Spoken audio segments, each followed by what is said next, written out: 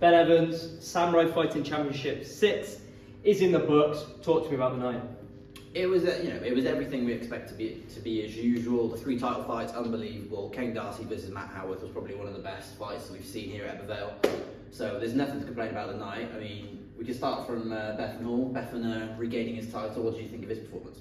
It was absolutely sensational, and I mean, we were just speaking to Richard now, who said that Neo Lim was in there to fight, and he really was, wasn't he? I mean, but Bethan looked just a step above anything else that I've seen from him. Maybe it's his mindset, maybe it's just his all-round overall game, but he looked sensational tonight.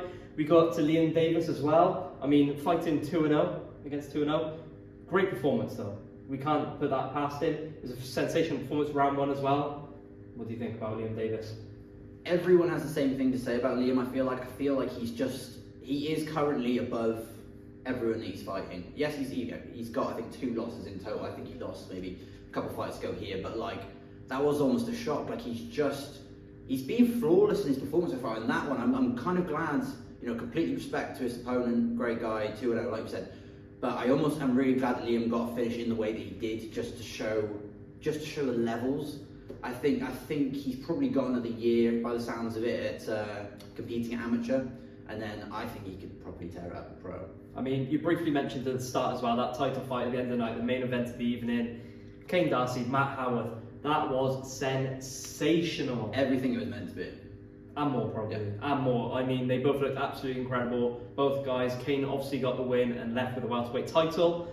But let's be honest, both of those guys looked sensational, didn't they? Yeah. I mean, Richard said when we spoke to him after, Matt's a great guy. He could very easily find his way in the UFC one day. That's his first loss. I don't think it does him justice. And I mean, talking about Kane, well, what else is there to say? I mean, the talk of this fight has been who's the best amateur in the UK. In your mind, does that cement Kane as the best amateur in the UK right now? I think so. I mean, it could very easily be Kane number 1, now Matt number 2. But to be honest, it could swap and shift. Kane's won the fight tonight.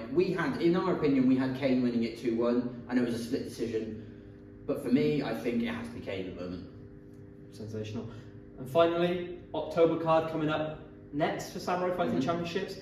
Are there any guys that you'd like to see on that specifically, fighting anyone, or do you not mind, just let the matchmakers do what they do best?